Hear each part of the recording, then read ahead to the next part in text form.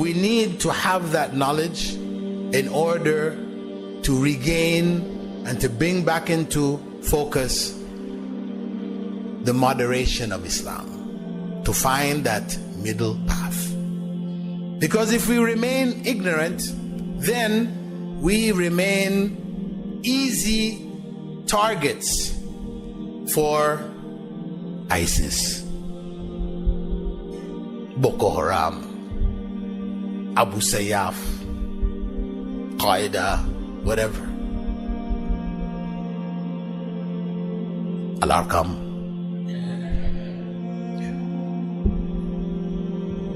How do we protect ourselves from these types of things, movements and groups and extremes? By having proper knowledge of Islam. This is the route. This is ultimately the only route. And know with certainty that we will never establish Islam by creating a small group of guerrillas who arm ourselves and then go and try to grab power, grab the leaders of the country, execute them, and say Sharia now.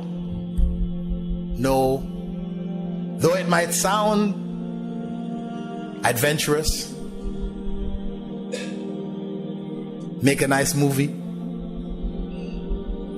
that's not how it's going to happen. It didn't happen that way in the time of Prophet Muhammad sallallahu alaihi wasallam, and he could have done it. He could have gotten Hamza, Umar ibn al-Khattab, other leading warriors amongst the Sahaba. He could have gathered them and caught the leaders of Quraysh in one of their meetings and just slaughtered them. Took over Sharia in Mecca. But he didn't. That wasn't his way. فَمَنْ رَغِبَ عَنْ سُنَّتِي فَلَيْسَ مِنِّي. And whoever chooses a way other than that of Rasulullah sallallahu alaihi wasallam, they're not true Muslims. They've gone to extremes. They've left the path. They've lost their way. We'll not say they're not Muslims, but they've lost their way.